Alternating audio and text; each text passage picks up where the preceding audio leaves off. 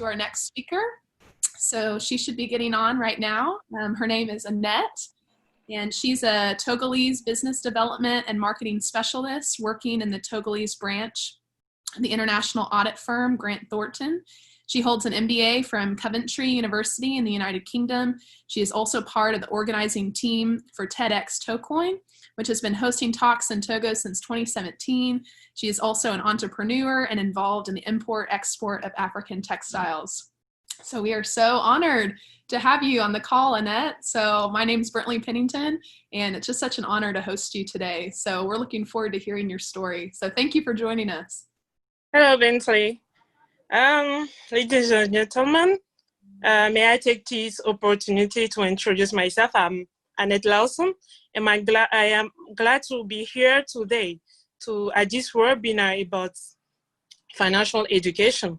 And I wanted to thank Finn Mango for this opportunity given to me to talk about my topic, which will be like expansion of the financial literacy, especially inclusion of financial education in Togo. Let me talk to you about a little bit about myself. When I completed my MBA program in international marketing in United Kingdom, I decided to come back to my home country, Togo, with many ideas in mind. I was super excited to come back to Africa, of course, in order to carry out all these projects. Unfortunately, the reality back home hit me hard, as in the first year, many of my projects failed. It was most due to the lack of funding and also lack of experience of the African business markets, as the African business market is keep evolving.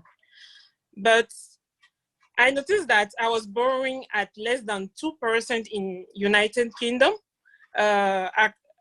against more than 10% interest rate in Togo. And this is only one detail among many others that I can give an example to, for example, of. But when I gradually set up my African textile business, I noticed that certain people, in particular, women who work in the same sector as me, lacked the notion of management, especially financial management, which lead them to make financial decisions that go to their disadvantage.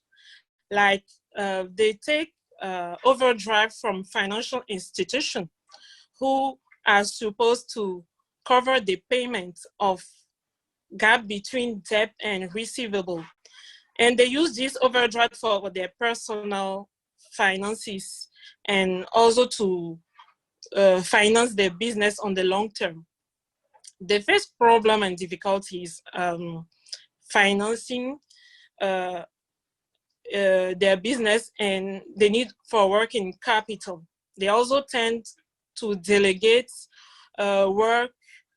They also tend not to delegate work due to the lack of confidence in the system and also trust in people, and therefore make all the financial decisions all by themselves.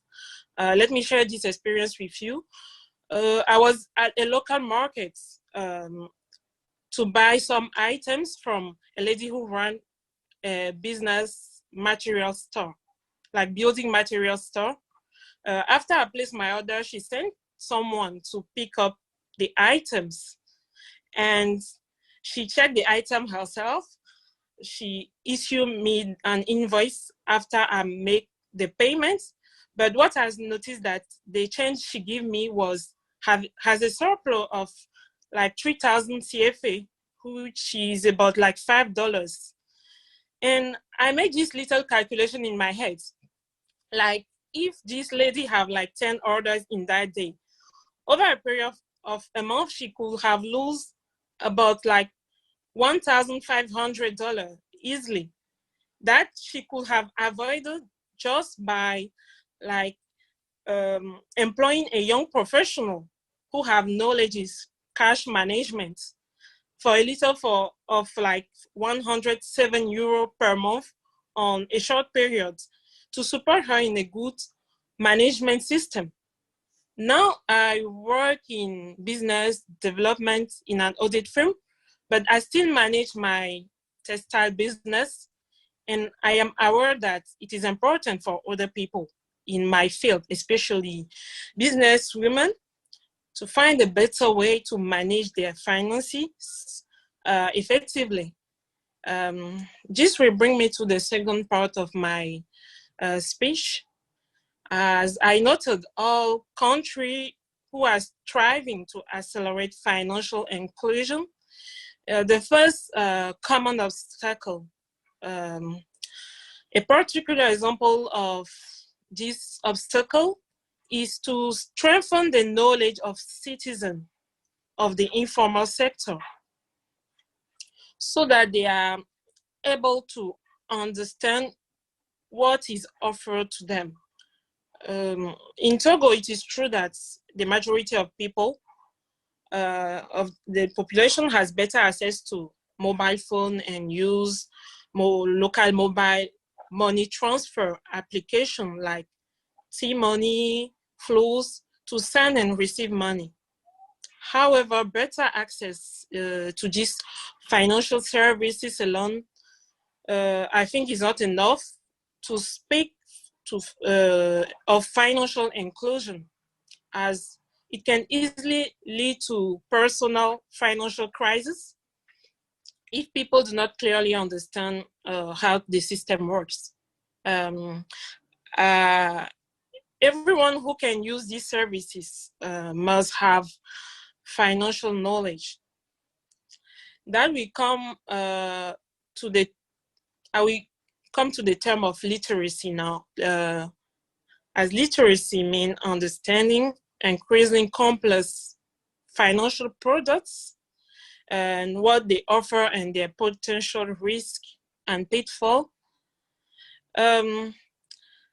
I think at all levels, the very understanding of rudimentary finance is essential for everyday life. Today, many banks are embarking on digitalization to better serve their customer. And I will use the example of the EcoBank mobile application, which is a product that the Pan-African Bank is using to better connect with the population. The problem of financial literacy, which stemming from poor decision making, like I have mentioned in the beginning, can find solution through this app, as it offers its users to the possibility to receive payment directly on their bank accounts with instant notification on their mobile phone. And also it's allowing them to work with less cash, which is a really important point of financial inclusion. Another point is the use of the OnMe component of this mobile app to pay the salaries. And also, you can pay your electricity bill, your taxes through this mobile app. However, even if technological advances have led to greater efficiency and more user-friendly products, there are also some problems, as there is a lot of work that have to be done. This is why institutions and government need to ensure that financial education is supported by the financial education, support the access to financial inclusion and more adapted to the target population. And financial education is not a new concept. As we can notice, it has been a buzzword for a good number of years in the area of financial inclusion. And it is assumed that in many cases, financial education has the potential to enrich knowledge and skills and attitude of the population. And financial education presents almost only opportunities for both consumers and the provider of these products and services. The urgency now for African countries is to work closely with these financial institutions to find an easier way to provide financial education to the vulnerable population of Africa. And it is important to set up a financial education contest adapted to low-income and informal sector of the population. And they can do that through national television programs, local storyteller, and radio questionnaire on simple explanation of financial products and services.